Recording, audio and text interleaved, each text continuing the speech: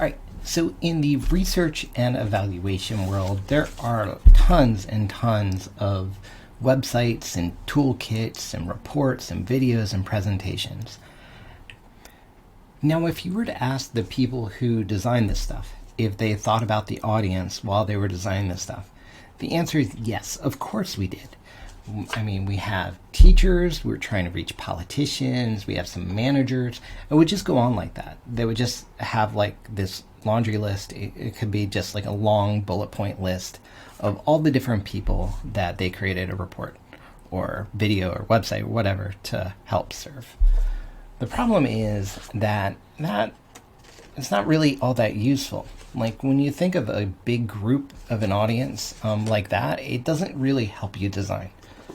Because ultimately, design is really about people and their experience. So, yeah, I'm a user experience designer, human-centered designer, so of course, it's always about people. It's always about the user experience.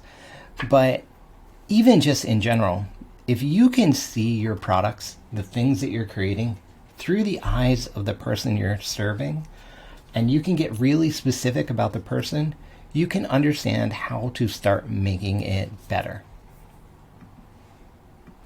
Now, if we really want to start getting into this person's head, one method that we can use is the user persona method. Now, it doesn't have to be really complicated or complex. You can find all sorts of things if you hit up Google and ask about user personas or avatars or these kind of things. We can make it really simple. So I like to call these simple user personas because, well, that makes sense. All right, here we go. Here's one. This is the overworked project manager. And on this card, I just have a little picture of a person. This is my overworked project manager. And I have a little thing that they're telling me. Like if I were to talk to them and say, okay, tell me about what you need. And they're like, well, I've got 10 things on my plate. So tell me what I need to know. All right, now let's go with another one. Here we go. This is the big boss.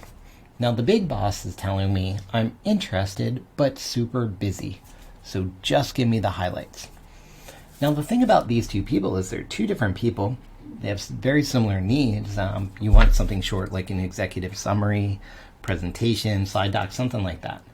But just seeing them as two different people can kind of help you start thinking through your design a little bit because they're different. So if you can put like a real face behind it, it helps even more.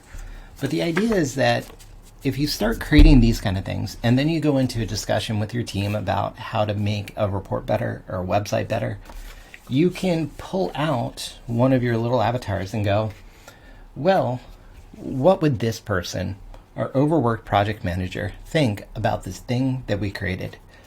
And you can see it creates a different conversation than if you were just to talk about the design without talking about the person. And that's what we're trying to do. We're trying to better inform our designs by including people in them.